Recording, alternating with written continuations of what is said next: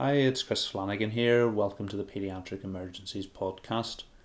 So today I'm going to continue on with the Paediatric Critical Care Perils, and this is part 4 in the series, and there's probably going to be 5 parts in this series. The perils are in no particular order, so don't feel you have to go back and listen to parts 1, 2 and 3 before listening to this one. You can do them in whatever order you want. So we're going to get started with Peril 31. And Peril 31 is early antibiotics are not enough. They have to be appropriate. And this really comes in, I think we're very good when patients come in from home to hospital with suspected sepsis in prescribing antibiotics. Because the antibiotics we generally give are directed against community-acquired organisms. Where I see this going wrong is the child who's admitted from the ward. They've maybe been in the ward for weeks or months. There's concerns about sepsis, so community-acquired antibiotics are prescribed rather than directing the antibiotics towards hospital-acquired bugs. So this is where I commonly see this going wrong. Your antibiotics that you prescribe need to be directed against the likely source of sepsis. And if your patient has spent a fair bit of their time in hospital, then hospital-acquired bugs are what you're going to need to cover. So I think we're very good at getting antibiotics in quickly to our patients, but if you're prescribing antibiotics that aren't likely to cover the organisms covering the infection, you're wasting your time getting them in early. So it's a combination of speed and appropriateness of the antibiotics that is important. Peril 32, know your dead space. This is really important. If you're giving medications to your patient, and particularly I'm thinking here of life-saving medications such as vasoactive drugs, it's important that you know the dead space. So the dead space is also the cannula or line that you're giving it, but also whatever connectors you have on the end of that cannula and line. And I suppose the common scenario that this is done wrong in is your septic patient who you're starting on peripheral vasoactive drugs to cover the intubation and make it safer. So I know the cannulas I use have a dead space of 0.1 mils, and the connectors that go on the end of these have a dead space of 0.3 mils. So there's a total dead space of 0.4 mils on the cannula and connectors that I use. So for example, if I've got a 3 kilo baby and I'm going to start them on some peripheral adrenaline, it will actually take 27 minutes for the peripheral adrenaline infusion, starting at a normal dose of 0.1 mics per kilo per minute, to get through that dead space. So that's a really long time, and nobody is waiting 27 minutes to intubate that sick child while the adrenaline works its way through the line. So it's important you know your dead space. If I know my dead space is 0.4 mils, what I'm doing at the start is just bolusing those 0.4 mils. And then very quickly the adrenaline will reach the patient. So whatever your dead space is, you need to know it. The easiest way to do this is outside the emergency situation, get yourself a 1 ml syringe full of saline. Take whatever line and connectors you're going to be using, connect them up, obviously not in a patient, and they're full of air at the moment. Put your 1 ml syringe of saline on the end and flush through. And note how much you've injected before the saline starts to come out the end of the cannula or line.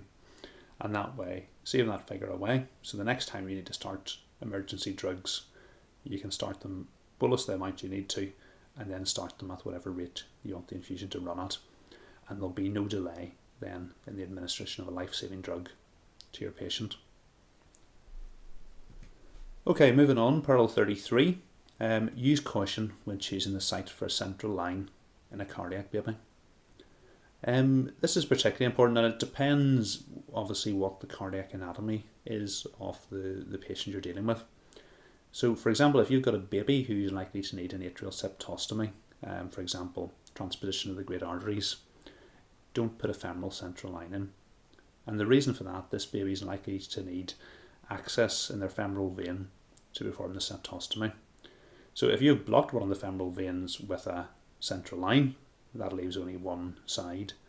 Even worse, if you wreck the femoral vessels, then this procedure can become very difficult. The other group of patients is the babies who are likely to go down the univentricular route, for example, hypoplastic left heart syndrome. So these babies are going to need a series of operations, ultimately resulting in a fontan circulation. If you put a neckline in and cause a clot in the SVC, you can actually limit what can be done surgically in these babies. So generally we should be avoiding necklines in babies who have a univentricular heart or who are likely to go down a fontan circulation in the future. Okay, Pearl 34, never insert an ulnar arterial line and only use the brachial artery as a last resort.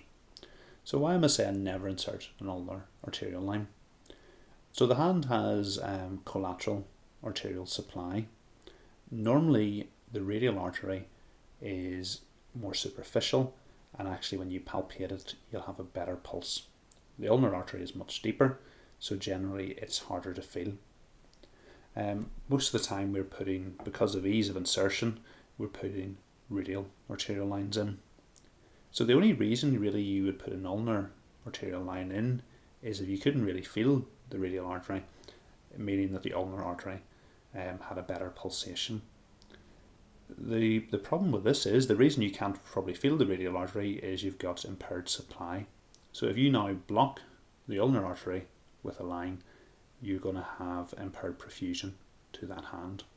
Ideally you should be doing Allen's test before putting the arterial line in to make sure there's a collateral supply on the hand. But if you're even thinking about putting an ulnar arterial line in, it's probably because there's impaired supply from the radial artery, so it's a bad idea. When it comes to the brachial artery, it's probably the most high risk artery for limb ischemia. It's an end artery. You do have other options if you want to go into bigger arteries that are probably safer. The axillary artery has some collateral supply. It's also a bigger vessel, so less likely to have impaired supply by partially blocking it with an arterial line. And although the femoral artery is an end artery, it's slightly bigger than the brachial artery, so you're less likely to have problems with flow around the catheter. So again, better to avoid the ulnar artery and the brachial artery if you can, and if you do need to use them, make sure you can explain why you've taken that step based on risk benefits. Okay, Pearl 35, the first action to take in a periarrest ventilated asthmatic patient is to disconnect the endotracheal tube from the ventilator. So you need to have a system for dealing with a patient who crashes on the ventilator, and the simplest thing to remember is DOPES. So the D stands for displaced endotracheal tube. The tube can either be in too far or have come out of the trachea. If it's in too far, it can be up against the carina, interfering with your ventilation, or down one of the lungs, causing you problems. If it's come out of the trachea, obviously that might be why you're not ventilating well. The tube can become obstructed, which is what the O stands for. P is for pneumothorax, and the best way to diagnose that at the bedside is with an ultrasound. E is for equipment failure, and the best way to rule that out is take the patient off the ventilator and put them onto a bag. And S stands for stacked breaths. So there's only a few circumstances really you're going to see stacked breaths, and asthma is one of them. What happens in an asthmatic is they have difficulty getting air out of their lungs. No problem getting it in, but they struggle to get it out. And when you listen to an asthmatic's chest, you get prolongation of the expiratory phase. They're struggling to get air out and they wheeze. What happens if you take over their breathing and put them on a ventilator, and if the patient hasn't finished emptying their lungs before the next breath comes along, what will actually happen over time, the lungs will become more and more distended. As they haven't finished the last breath, another breath comes in, and as time goes on, the lungs will distend. That will eventually impair venous return to the heart, so your preload is going to go down. And what you'll find is similar effects to attention pneumothorax, where you've got impaired venous return caused by an airspace. The only difference with attention pneumothorax is the air is outside the lungs in attention pneumothorax. With a breath stacking in an asthmatic, the air is inside the lungs. So the first thing you need to do in this situation to rectify it is just disconnect the patient from the ventilator. Leave the endotracheal tube open to air. If breath stacking's the problem, you'll hear a hiss coming from the end of the endotracheal tube.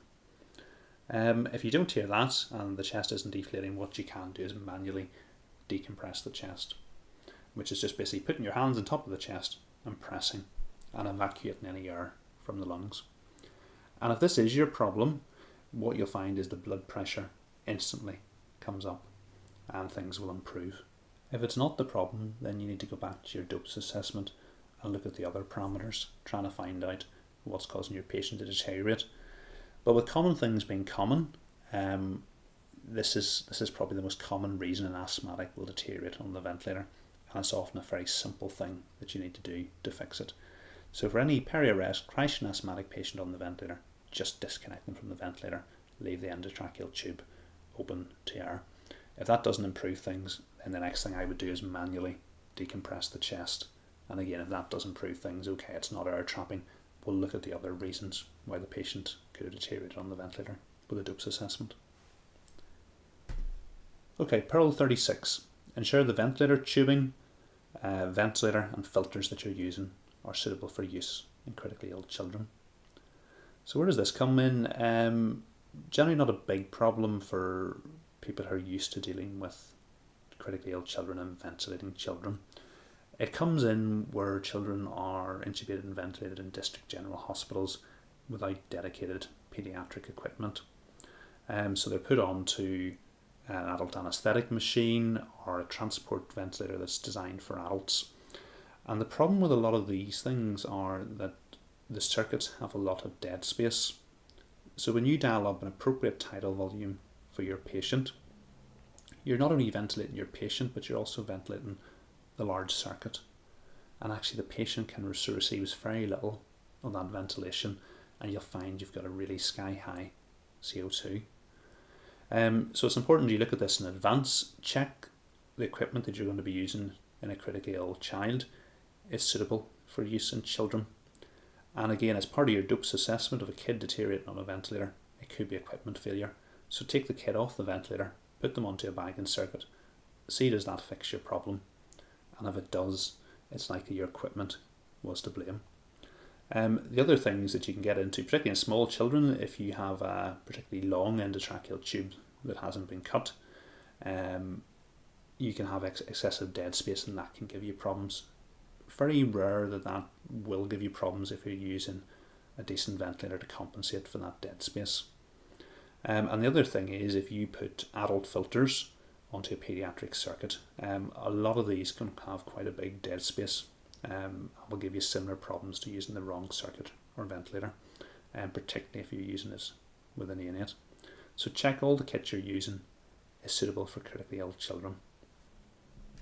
Okay, Pearl 37. So don't rewarm the post-arrest patient, and make sure you insert a temperature probe. So we've recently in the last few years changed what we're doing post-cardiac arrest in children. Prior to the last few years ago and the targeted temperature management and THACA studies, we were using therapeutic hypothermia in children. So we were cooling patients to between 32 and 34 degrees to have a neuroprotective benefit. We now know that normothermia is as good as hypothermia in the post-arrest patient. But what's important is that it's targeted normothermia. So we're making sure the patient doesn't get hot. We're putting them on exactly the same cooling blanket, but we're dialing up 36 or 36.5 instead of the 33 that we used to input. So we're keeping the patient at that temperature and importantly preventing pyrexia. So there's a common misconception in that we don't cool children anymore, so temperature is not important. Like I said, that's not the case. These kids must be kept normothermic and must not get warm. So temperature is just as important, but what we set the temperature at has changed. And the worry is then that the kid comes into the district general hospital and people will start to warm these children up. They put the bear hugger on because the temperature's cool, and they'll warm them up to normothermia. The problem with this is that the next time you check the temperature, the child will be pyrexic, and therefore any sort of neuroprotecting that you're going to do is going to be hampered by this pyrexia. So we know that hypothermia and targeted normothermia are just as good as each other, so we shouldn't be trying to warm these post-arrest patients up towards normothermia, particularly if you're outside an intensive care environment where your control of temperature is going to be more difficult and less accurate than once the patient's in the ICU with a temperature probe in and on a cooling mattress. So for these children, cold is absolutely fine, provided they're above 33 degrees. We shouldn't be trying to warm them up. That can be done gradually if the intensivist wants normothermia rather than hypothermia once they've got to the intensive care environment. And what you should be doing is putting a temperature probe in so that you can monitor temperature continuously while the child is in the district general hospital and on transfer to the intensive care environment. And most importantly, we need to prevent pyrexia in these children. So don't rewarm the post-arrest patient and make sure you insert a continuous temperature probe. Moving on, Peril 38, avoid magnesium and phenytoin in cardiovascularly unstable patients where possible. So these are two commonly given medications in critically ill children, but most people aren't aware of their effects on the cardiovascular system. So both these drugs will cause hypotension. And for example, if you have a sick cardiac baby or a septic patient and you give them one of these agents, you're highly likely to drop the blood pressure. So you should be trying to avoid them in these groups. So phenytoin, it's easy. You can give them another anticonvulsant, for example, phenobarbital or Keppra. So other agents that are less likely to have the cardiovascular side effects of phenytoin. Magnesium, a lot of the, particularly meningococcal guidelines say if your magnesium is below a certain level, you should top it up, and they recommend doing so over 20 minutes. I do disagree with this. I think you have to look at the magnesium in a risk-benefit and decide, do I really need to top it up? Certainly if it's low, and topping it up will improve cardiac function, but you need to do that safely. So I wouldn't give it over the 20 minutes. If I'm going to give it, I would give it much slower, over 1 to 4 hours. So I'm not saying to avoid these drugs. They're good drugs, and there's certainly situations where they'll give you a lot of benefit. But I think what you have to do is, first of all, recognise that these agents will cause hypotension, and some patients may not tolerate that, particularly your cardiac patients and your septic patients. So in those patient groups, weigh up your risks and benefits of giving the drugs. Is there any alternatives? If there's not an alternative, think about, do I need to give it more slowly, particularly with the magnesium. Moving on, Peril 39, use the quantitative approach to acid-base interpretation. So I do have a whole separate podcast on the quantitative approach to acid-base interpretation.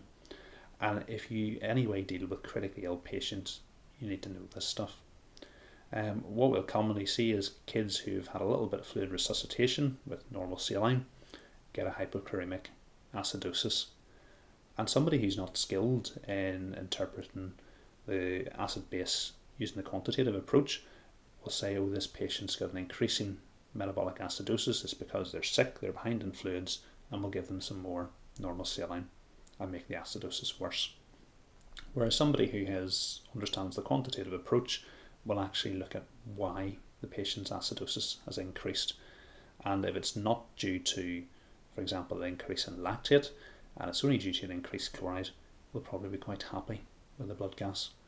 So if you don't know what I'm talking about, go and have a look at the acid-base interpretation podcast that I've done. Like I say, if you deal with critically ill patients, you need to know this stuff, and it just stops you looking like an idiot when you give a patient with a hypochloremic acidosis a normal saline bolus and things get worse. Okay, so peril number 40, final one of this session. This is regarding preparing your patient for intubation and setting up equipment. So it's position the capnometer between the angle piece and the circuit rather than at the end of the angle piece. So what you'll see commonly when people are getting set up to intubate the patient, they put their continuous waveform capnometer at the end of the circuit. And you should be using your capnography when you're bagging the patient prior to intubation. It gives you an indication of whether you're getting air going in and out of the chest, and it's really useful.